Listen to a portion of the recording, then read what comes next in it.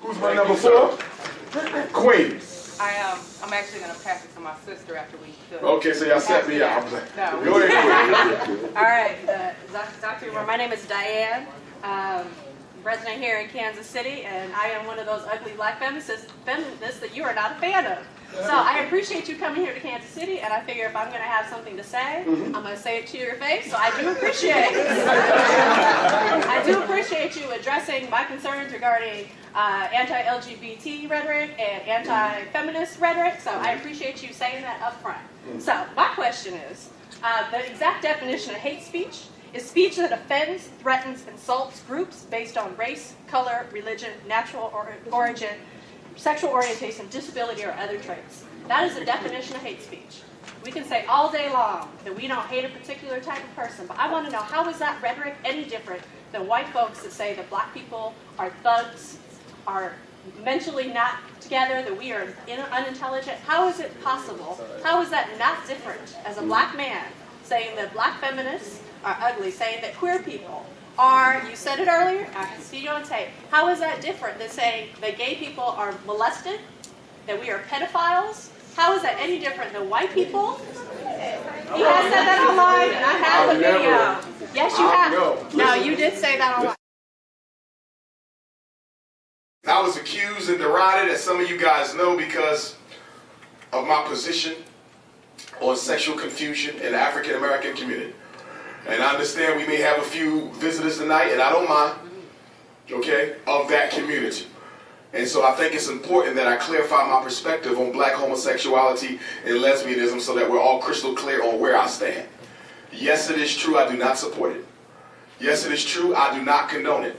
But it is absolutely false if anyone says that Dr. Umar Johnson hates any of my brothers and sisters who practice a traditional lifestyle, a non-traditional form of marriage. Right, so my question is, how is this anti-woman, anti-gay rhetoric any different than white folks who say that black people are dumb, that we're thugs? Homophobia is hate speech, and anti-womanness is hate speech. Okay. May I respond, my lord? You can. All right. Now, first we got to take the emotionalism out of it. We won't be able to dialogue. Okay?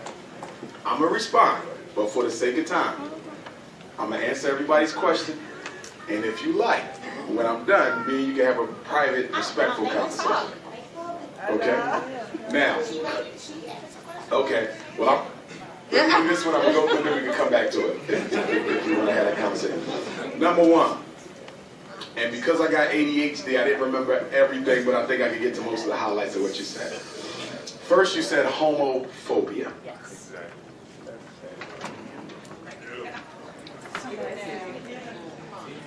Oh, you're going to tell me that it's a mental illness from an outdated DSM-3 that was abolished in 1973? Don't try it. That's like history. This is not the DSM-5? This is the DSM-5. Oh, that we're mentally ill. Go ahead. Go ahead.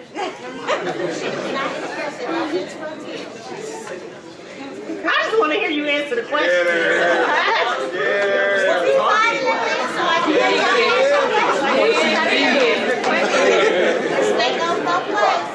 And I'm going to be respectful to you, okay? I didn't pick this up to talk about the fact that homosexuality was a mental illness in this book until 1974. But since you brought it up, I'll start with that. If you read the American Psychiatric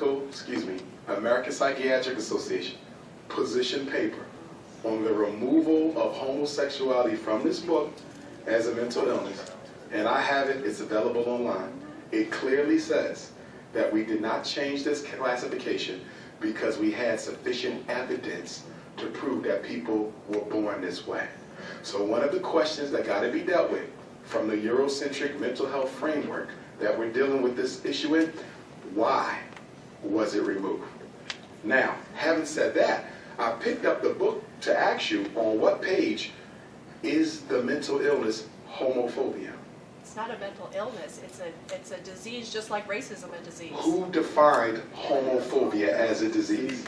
This is the authority of mental illness. Where is the diagnosis homophobia? It's not a diagnosis. It's a state No, a phobia. of being. It's a state No, of being. phobia. It's A state phobia. Of A phobia Okay. is in this book. Okay, so hate And speech a against gay phobia, people. let me, Okay. phobia is fear. Simple phobia, any type of claustrophobia, it's a fear. You said homophobia. I'm not afraid of nobody.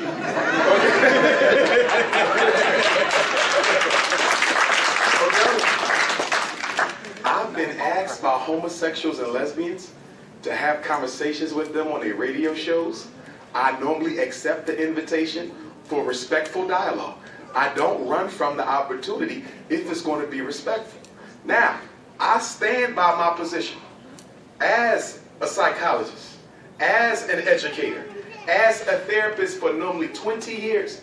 And in 95% of the cases of gay and lesbians I personally know and met and worked with, most of them were victims of sexual abuse as children. I'm speaking not what some white person wrote in some research study. I'm telling you what I know. Amongst black folk, it is a pathology born of childhood sexual victimization. Denial is at the root of all mental illness. It's easy to say, I was born like this, so I don't have to deal with the pain that triggered it. Now,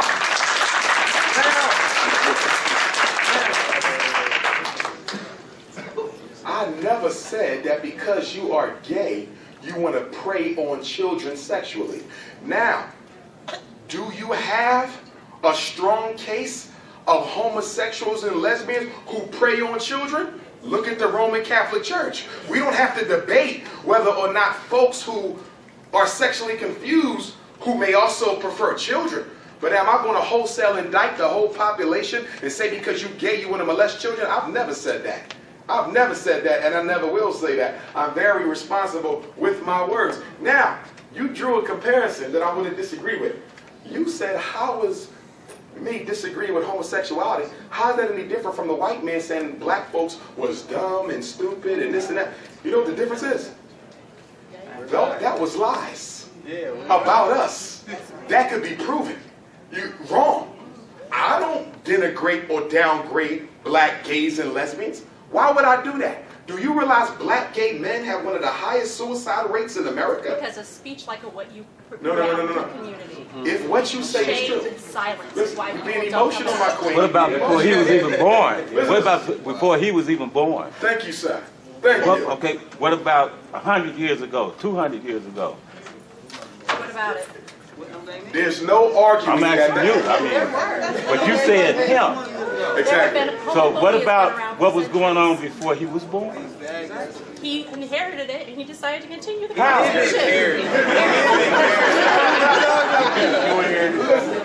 Listen. My queen, stay with me.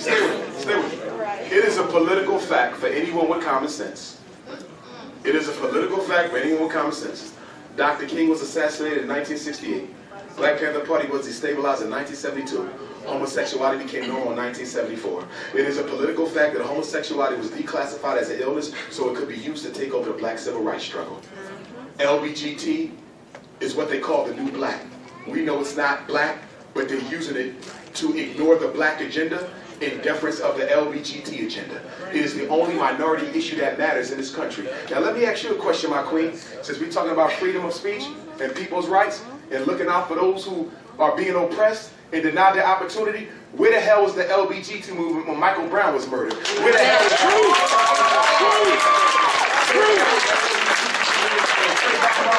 Where was y'all?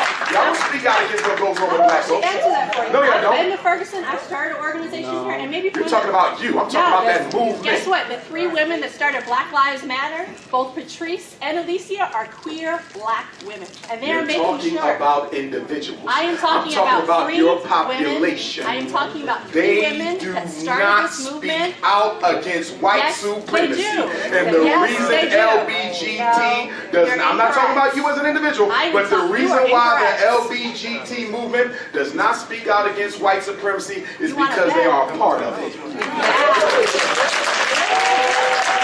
my number 4.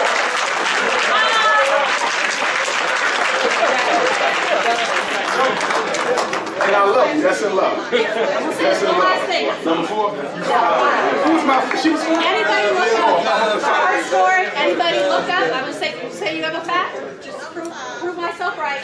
Look up the her story of the Black Lives Matter movement, and you will see that the 3 women that started that are feminists and 2 are queer, and they are not about the liberation of black people. It's about the liberation of gay people and the liberation of What's the word saying?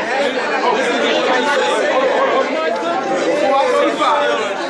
Stay focused. No, stay focused. Stay focused. Stay focused. Stay focused. Right. You see that? I want to deal with that. I want to deal with that real quick. Because that is my issue with their movement. Stay with me. Let me go back to my ancestor, Frederick Douglass. Then we're going to move on.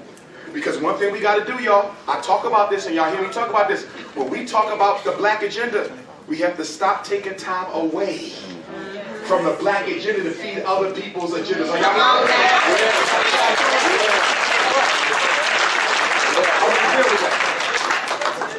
I want to draw a parallel, respectfully.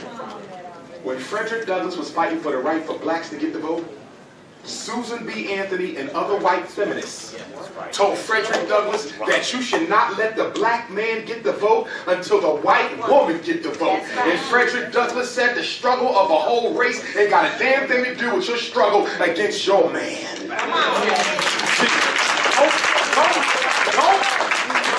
No, stay with me. You cannot equate the gay struggle with the black struggle.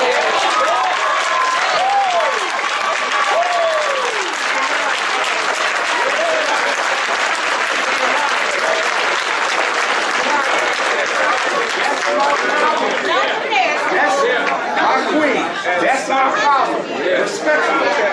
Respectfully. They are not together. No, my sister, no. The LGBT movement is a movement for the right to practice a certain behavior. The black struggle, no. The struggle for black folk is a struggle to be treated like a human being.